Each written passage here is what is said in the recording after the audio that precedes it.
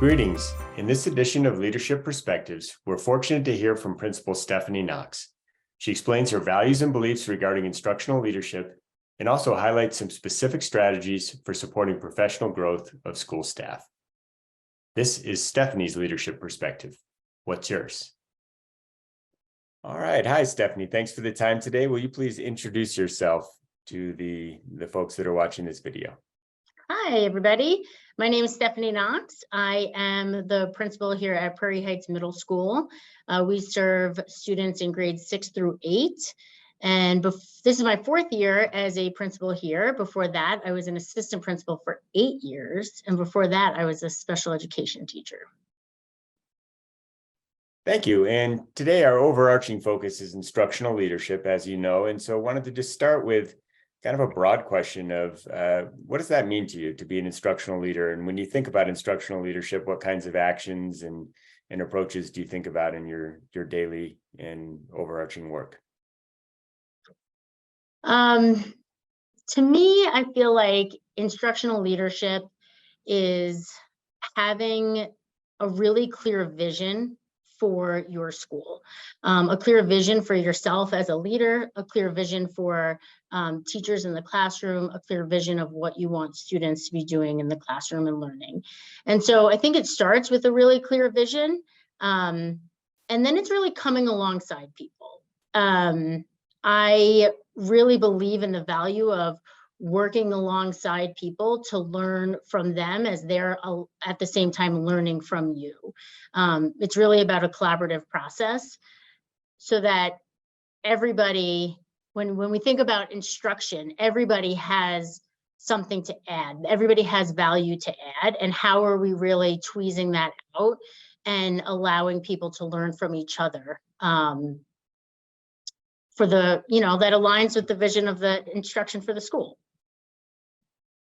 And when you think about the vision, it's probably multifaceted, right? So you need to get into all aspects of it. But what are one or two things that stand out to you? And if you were to ask one of the staff members about what's the vision, what do you think they'd say, or really what would you want them to say or internalize about this vision around instructional leadership and instruction?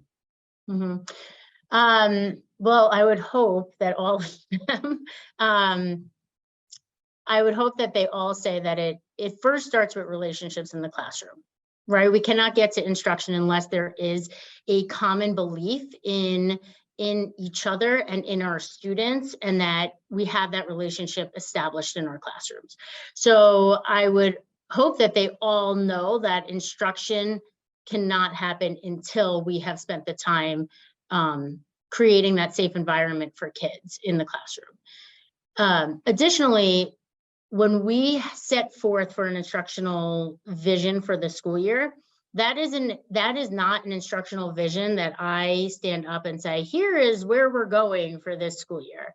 I think for people to really have that buy-in and really come alongside that vision, people have to be a part of the process. And so the vision really starts with collecting feedback from all stakeholders, right? So talking with kids and what are they saying their experience in a classroom is, and what do they need that might be different than what is currently happening.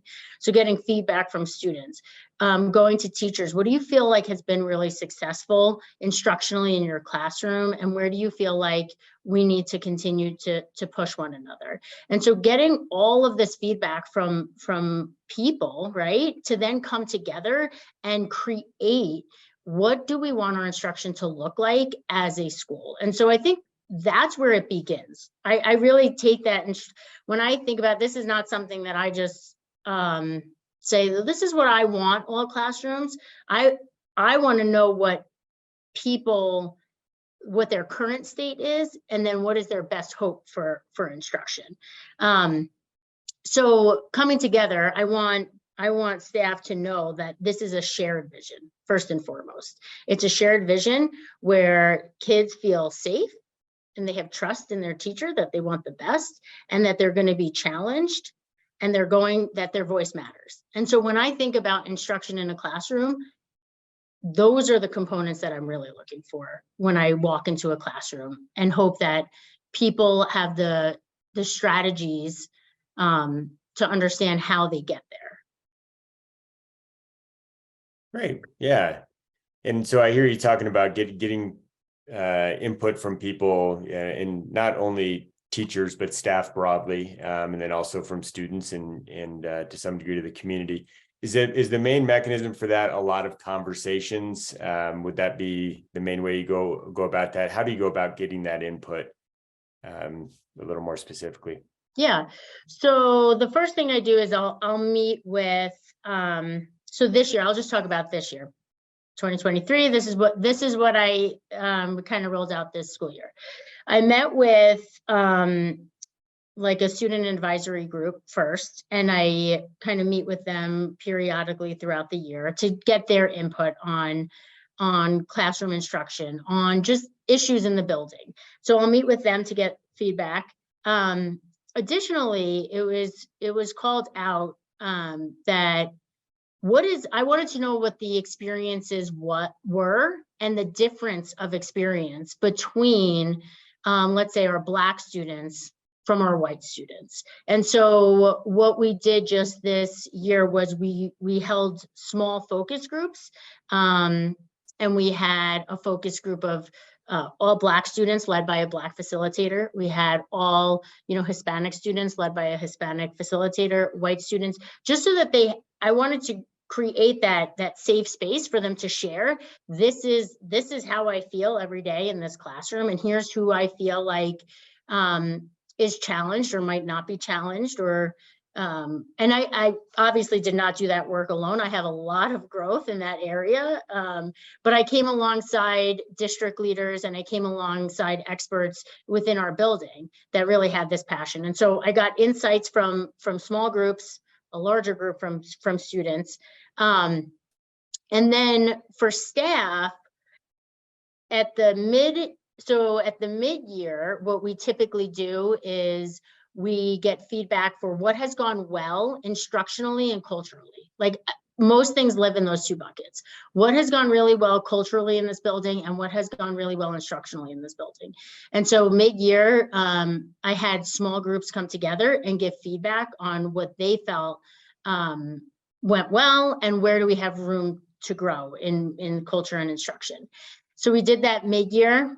And then just actually this past Monday, I brought them back together to look at our goals that we have. Our three major improvement strategies at our building are: number one is rigorous and customized instruction.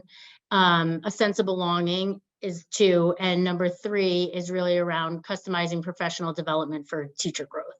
And so Monday we had staff again in small groups, mixed up, not like all 7th grade meeting together, right? I really make sure like that's mixed up, where they again are going through, here's what we set out for the school year, and now I want your feedback on what you feel like we really nailed, and what are some things that we said we were going to do, we didn't do, that we need to prioritize for next year. So I get their feedback at the, towards the end of the year, which then sets the stage for summer work to work with building leadership team. And again, creating, it's like this cycle, right? So I get that feedback, and then I come, in the summer, the building leadership team works together to think about what were our successes, what were the systems that led to those successes, and what are the things that we need to do better. Once we have that draft based on the feedback from the arc of the year, then we again present like an outline for our major improvement strategies with the staff at the beginning of the year, where then people look at them, they give feedback at the launch of the year as well. So it's kind of this continuous process of getting feedback. Additionally, at the end of every school year, I spend 20 minutes one-on-one with every staff member in the building. So I get like the group feedback, and then I get one-on-one feedback from people in just a small setting. Yeah, that's great. And I can only imagine the depth of understanding you get through all these different processes. Mm-hmm. and not, like we mentioned, not just from one perspective of one student or one type of student, but from, all different types of students and staff members and people that are in the school community. What's something, as you reflect on all of that information you've collected, is there anything that stands out? There may not be, but is there something that stands out that you're like, gosh, through doing this process of really listening, I learned such and such that I don't think I would have known that. And, that's maybe something I didn't realize. And it's okay if not one thing stands out. But is there something you can think of that, through that process, you thought, wow, this really stood out. I learned that. And then therefore, here's what we kind of did about it. When I think about that, I am every single year, what I hear and the feedback that I get is that people feel safe when they know what is expected. And so time and time again, I think in my mind, I used to think people wanted all this like freedom, like, oh yeah, let me just do what I want to do and teach the way that I want to teach. And that is, there is a piece of, I think, every teacher, right? Everybody has to show up in their classroom they show up differently. But what I have found is that people really want clear and consistent expectations amongst the team so that they all can come behind, again, that like instructional vision for the school. And so I just think back and like every one of our conversations is people want to know the expectation. They want to get better. Like nobody wants to, I think people inherently don't want to just say, they aren't naturally like, oh, just leave me alone, I got this. If people feel like they are seeing the outcomes and are getting better themselves, and we're all kind of collectively getting better, they just that's what they want. They feed off of that.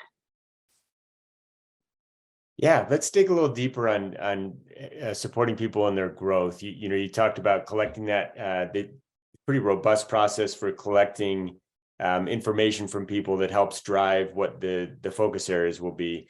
So now you've got these focus areas, people are up and running. And there are obviously a number of ways you support growth, but let's dig into talk about what some of those ways are that you either do that yourself or lead the growth of the professionals you're serving. Yeah, I think that comes in a lot of different ways. And I think I have changed the past like 4 years. So I'll start with when we first started really being intentional about professionally growing people. It was the same for everybody.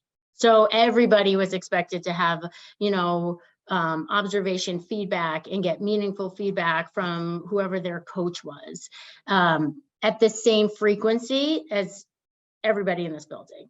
And so that's how we started, and people really felt the value, and people said, man, I'm being challenged after 14 years of being in a classroom. I'm still getting feedback from somebody. And it wasn't feedback to come in and say, do this and don't do that. It was coming alongside those people and saying, let's learn this together, and let me model first. And you can give me feedback, right? You as a leader have to be vulnerable and be willing to accept feedback, because you're asking everybody in your building to do the same. And so that's how we started that culture of giving teachers feedback. Since then, number one, sustainability. I really in all honesty, it was not sustainable to say every teacher is going to get a feedback cycle every single week. It's just not, like, with our resources. And so then we went to, okay, what can we manage? So we'll do every 3 weeks. And so then everybody would get one every 3 weeks. And this year, the shift has been, we're asking teachers to differentiate and customize for their kids in the classroom. How do we as leaders model that for our staff as well? And so teachers in years like 1 and 2, they are getting very regular feedback sessions. But the teachers that we feel like, okay, you've been coached for many, many years, you're at a different level. How are we going to give them feedback in a different way? And so really customizing the type of feedback and professional growth they're at. So for example, we have 2 teachers who currently run their own data teams. So instead of classroom instruction and coaching, they're getting coached on how do you facilitate data teams. We also are taking groups of teachers, and if we notice something in their classrooms, we are working with them to do a feedback session kind of together as a group, and then learning from one another.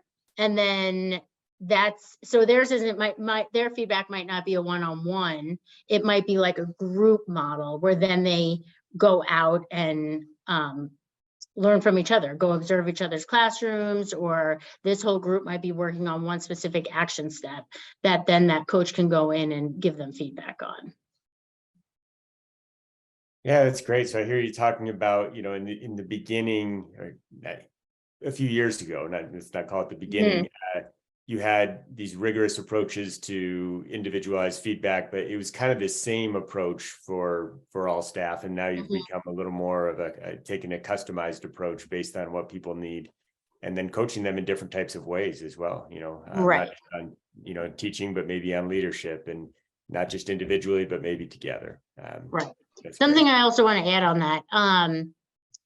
Again, though, it goes back to, I feel like there has to be this bigger vision. So, for example, something that we value here and what we hope to see in classrooms, right, is student voice, and how are kids engaging with one another and having rich discourse. And so when we think about not losing sight of, we can't lose sight of the bigger picture of, like, we want discourse in our classrooms. So everybody knows that in our classrooms, that's our goal, right? Discourse. Our paths to get there may be different. So we may have a group of teachers that we need to honor. Hey, this is their first or second year. So maybe their action steps to get to discourse are just different than teachers who have been teaching for 14 years. And maybe their path to discourse is really, how are they releasing control for it to be more of a student-led discourse and not a teacher-led discourse. So again, I think it goes back to having you have a common goal. It's just your path to get there is different. Yeah, and I think that's important that you mentioned that, because and I'll check and see if what I'm going to extend this to is something you would agree with, is that you ran into a sustainability issue with trying to say, like, everybody's on a weekly feedback cycle. I mean, it sounds great, but at the end of the day, just, here in the real world, right, it's just not going to happen. Right.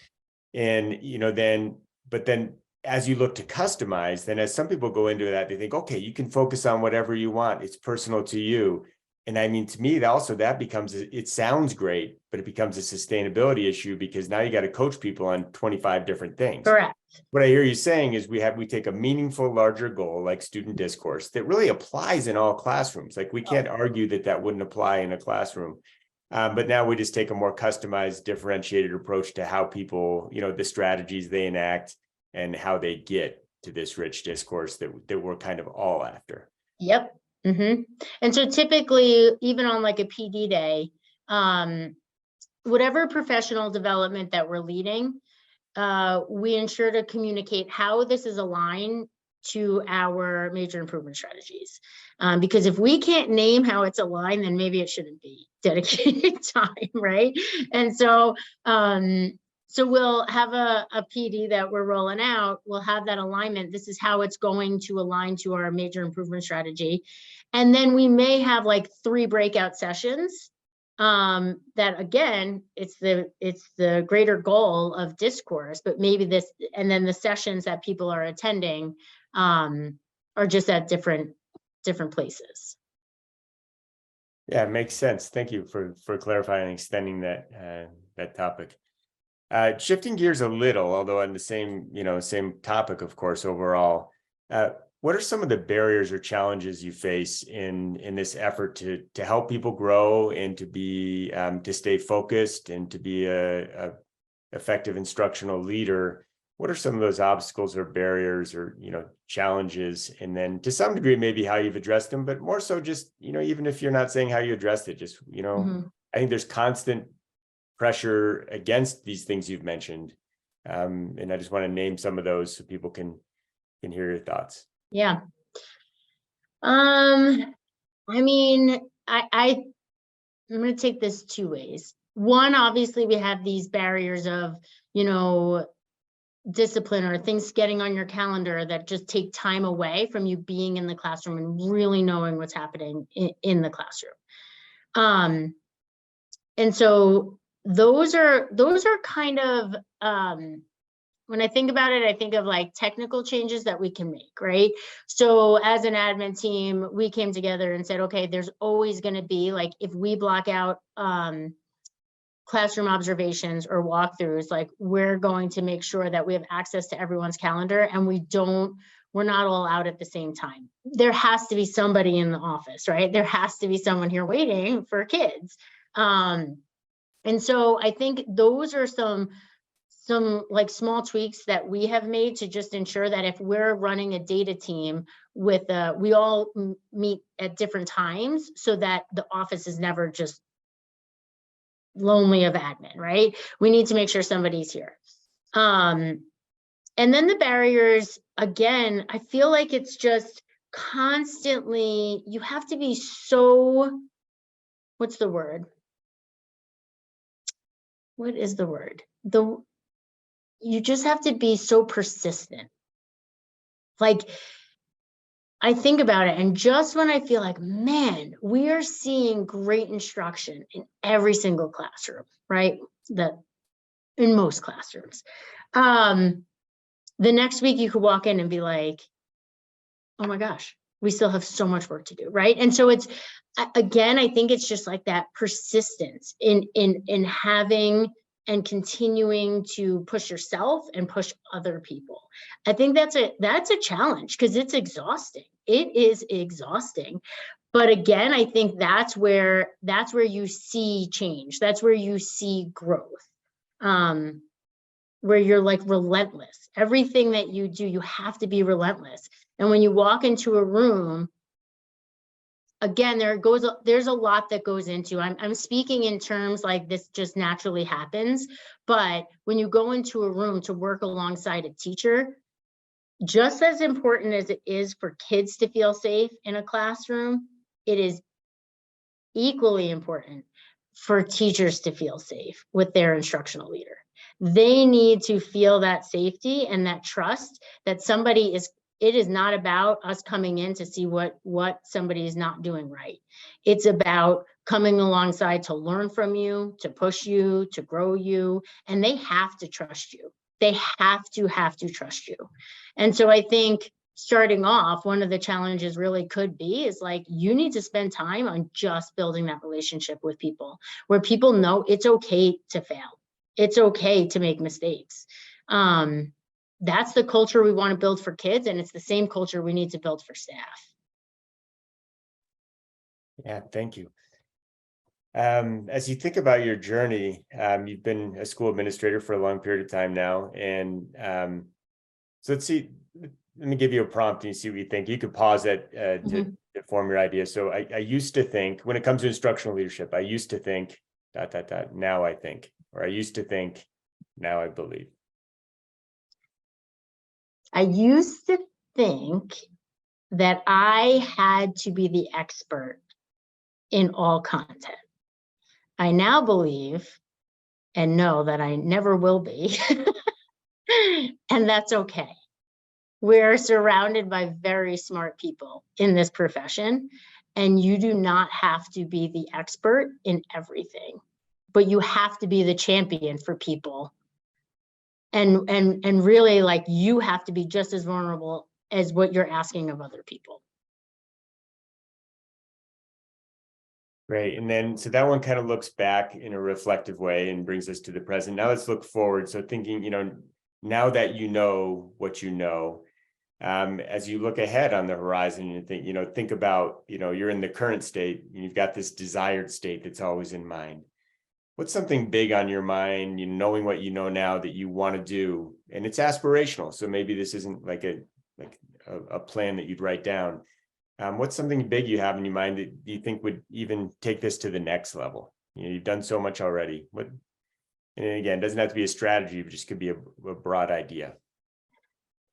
I think this, some of the work that I've been engaging with this year has been, for the past 4 years, I feel like, and beyond, and before that, right?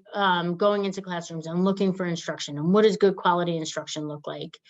And when I think about the future, this everybody talks about this whole child, right? Whole student. It's a term now that everybody just wants to throw around. And I've been really thinking about what that means and what is that actually, how do you see that come to life in instruction? And like I said at the start, like I really, it's important for kids, again, to feel like they belong in a classroom, that they trust their teacher that's sitting in front of them, and that they're safe in the classroom. But so looking into the future, I want to see all these pieces that we talk about. How are kids' instructional needs being met, along with their social emotional needs, along with their identity, and along with their cognition needs, right? How do we take all of these components of really what a whole student lens is, and how do we see that come to light in the classroom? I don't have the answer, but my hope is that one day in the future, right, we'll be able to really go in and be able to say, here's what that looks like, and here's how we do it.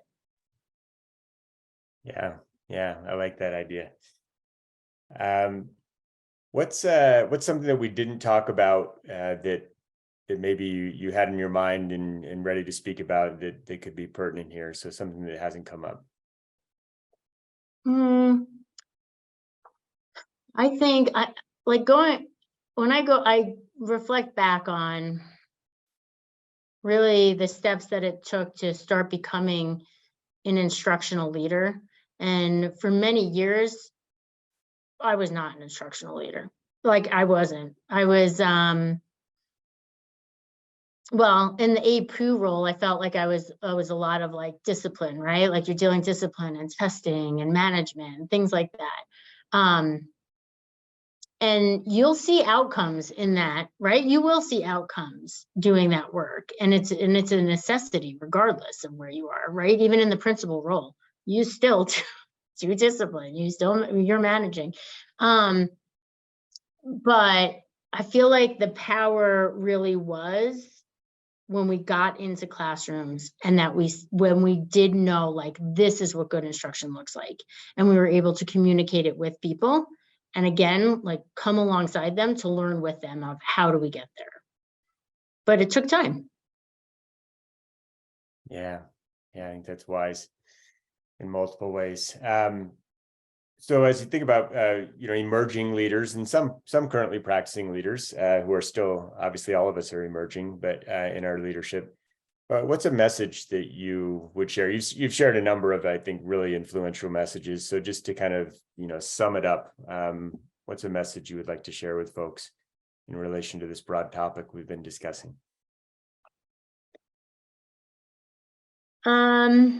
Something that I find myself saying over and over this year is, and I may have even said this in our talk today, so I apologize if I'm repeating it, but all of the things that we talk about, whether it's instruction, whether it's around culture, whether, whatever it is in a school building, I feel like I always go back to what we expect of our kids is what we should expect of ourselves. And so if we expect our kids to take feedback and learn and grow and continue to be challenged and, voice their thoughts in a classroom, then we as adults should expect the same of ourselves. That's great. Well, thank you for your time, your inspiration, your knowledge. And I think, for the people watching this and listening to to you speak. I think you have that unique talent where there are people who can talk about the work, but maybe would struggle a little bit to enact it or to do it. And not that they're being disingenuous, but it's just, there's maybe a gap between what they talk about and what they do. And I think just for the viewers to know and understand, and they can probably feel it in you, but you're the person who doesn't just talk about it, but in fact does it. And if anything, what you're saying is even more alive in what you're doing. And I think that's a unique talent. So thank you for sharing with us today. I appreciate that. Thank you. We felt like Stephanie captured important ideas and mindsets for us to consider. She's truly an administrator who exemplifies what it means to be an instructional leader. Stephanie shared her perspective. What's yours?